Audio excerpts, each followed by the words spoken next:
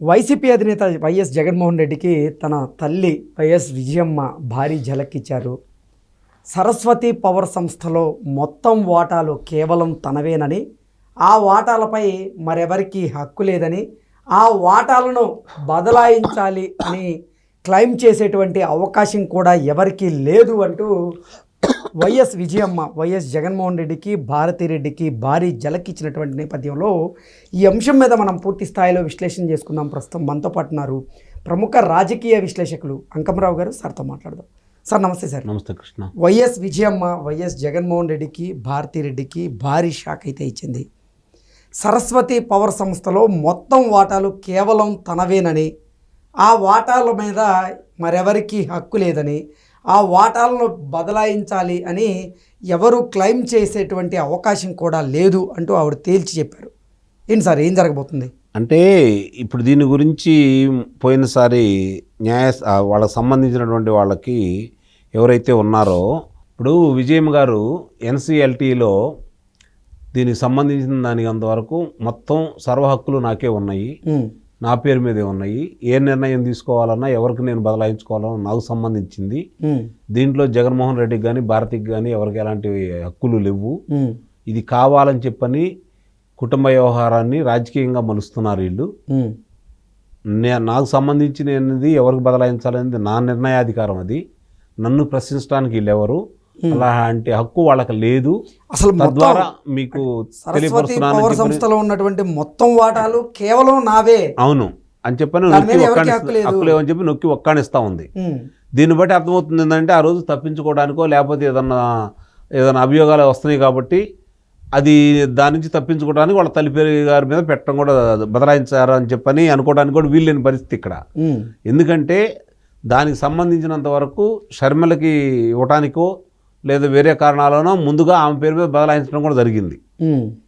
వాటాకు సంబంధించినవన్నీ ఈరోజు ఆమె అంటే రాజీ మార్గానికి సంబంధించి ఆ రోజు మధ్యవర్తిగా విజయమ్మకు అప్పచెప్పారు.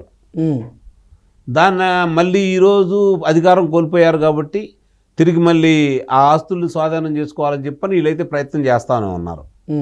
దానికి సంబంధించి ఆమె చాలా వివరంగా చక్కగా చెప్పడం కూడా జరిగింది.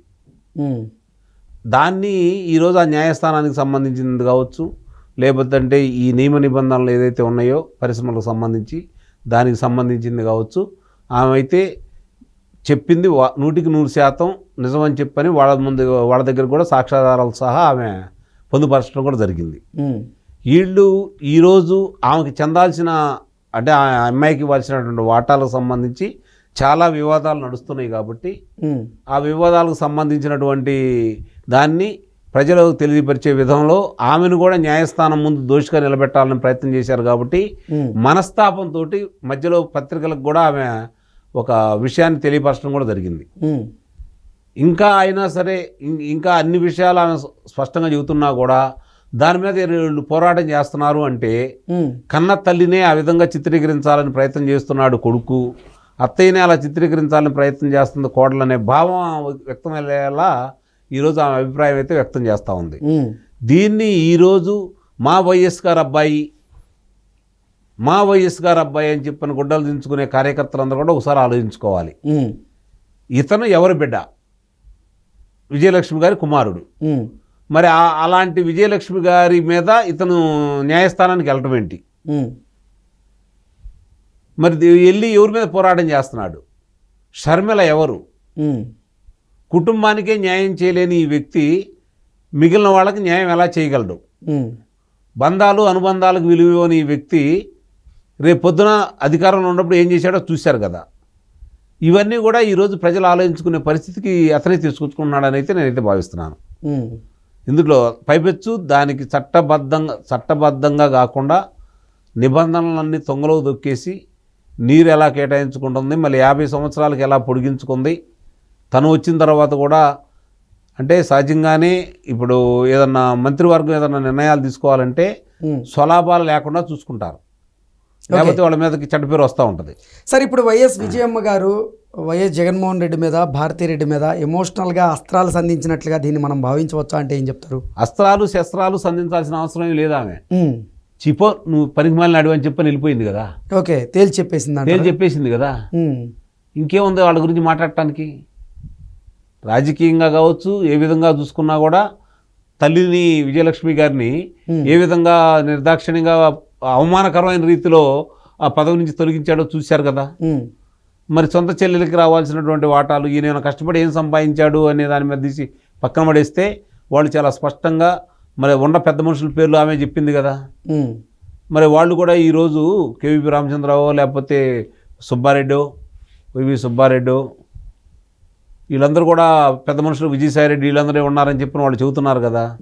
ఇప్పుడు సుబ్బారెడ్డి గారు అయితే 100కి 100% జగన్మోహన్ రెడ్డికి అనుగుణంగానే మాట్లాడుతున్నాడు. విజయసాయిరెడ్డి ఆ రోజు మాట్లాడి ఈరోజు తర్వాత వెళ్ళి మనం 3 గంటల సేపు ఆయన మెథడ్ మంత్రాలు చేసుకోవడం కూడా జరిగింది. అవును. కానీ ఇవన్నీ మనం చూస్తూ ఉంటే డబ్బు మీద ఉన్నటువంటి మమకారం, పదవి మీద ఉన్నటువంటి ప్రేమ సమాజం మీద, మనుషుల మీద లేదనేది అర్థం చేసుకోవాలి. అక్కడ ఆ రెండు తప్ప మిగిలి ఏమీ అతనికి పట్టవు. అతనికి లాభం చేకూరే విధంగా ఎవరైనా నడుచుకుంటా ఉంటే అతను ఏమంటే వెళ్ళాలా. అలా కాకుండా అతనికి ఏదైనా ₹1 నష్టం జరిగే విధంగా అవతల వాళ్ళు ఉంటే వాళ్ళు ఎలాంటి వాళ్ళైనా సరే దూరం చేసుకోవడానికి వెనుకాడ్డు. అంటే కన్న తల్లినే కష్టపెడుతున్నటువంటి సందర్భాన్ని మనం చూస్తూ ఉన్నాం నిస్సందేహంగా. అందుకే రాగద్వేషాలకి, రక్త సంబంధాలకి అతీతం అతని జీవితం. ఇది గమనించుకోవాలి. కళ్ళ ముందు కనపడుతున్నటువంటి ఆధారాలు కనపడతా ఉన్న తర్వాత ఓకే, అంటే ఇప్పుడు ప్రజలు ఆలోచించుకోవాల్సిన సమయం అయితే ఆస్థానం అయింది. అత్యధిక ప్రజలు ఆలోచించుకున్నారు, దూరం చేశారు. అతను పరిస్థితి ఏంటో వాళ్ళకి అర్థం చేసుకున్నారు. ఇంకా అమాయకంగా మా రాజశేఖర రెడ్డి గారు అబ్బాయి అని చెప్పని ముందుకెళ్ళే వాళ్ళు ఉన్నారు చూడండి. ఒక్కసారి వాళ్ళు కూడా తిరిగి పునరాలోచించుకోవాల్సిన పరిస్థితి అయితే నిస్సందేహంగా ఇప్పుడైతే అవసరం కూడా అది. ఓకే, ఎందుకంటే ఆంధ్ర రాష్ట్రాన్ని, ఆ ప్రజల్ని, వాళ్ళ కుటుంబాలని కాపాడుకోవాలన్నా కూడా ఇప్పుడు ఎవరెంట నిలవాలి, ఎవరిని రాజకీయంగా ముందుకు తీసుకెళ్లాలని చెప్పి వాళ్ళు ఆలోచించుకోవాలి. ఓకే. ఇప్పుడు ఏంటి సార్, వైఎస్ జగన్మోహన్ రెడ్డి మీద, భారతిరెడ్డి మీద వైఎస్ విజయమ్మ న్యాయ పోరాటానికి సంపూర్ణంగా దిగినట్లేనా అంటే ఏం చెప్తారు? నిస్సందేహంగా వెనకడుగేసే ప్రశ్నే లేదు. ఆమె విజయలక్ష్మి గారు ఎట్టి పరిస్థితుల్లో అంటే నిన్న మొన్నటి వరకు విజయలక్ష్మి గారు కొన్ని సందర్భాల్లో కూడా కొడుకు మీద ప్రేమను చూపిస్తూ వచ్చారు. కానీ ఈ సందర్భం నుంచి మాత్రం ఆవిడ మనసు మారింది అన్నట్లుగా మనం భావించవచ్చా? ఇప్పుడు అధికారంలోకి వచ్చి ఎప్పుడైనా 2019 మే 30వ తారీఖు నాడు కనీసం 30 రోజులు ఉందా ఆమె? 60 నెలల్లో ఆయన దగ్గర? పోనీ ఈ 8 నెలల్లో ఒక నెల రోజులైనా ఉన్నారా?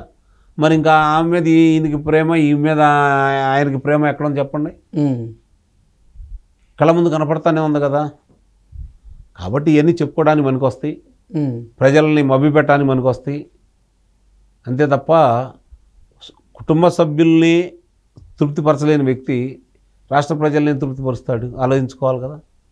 Okay, okay sir, thank you so much. Thank you.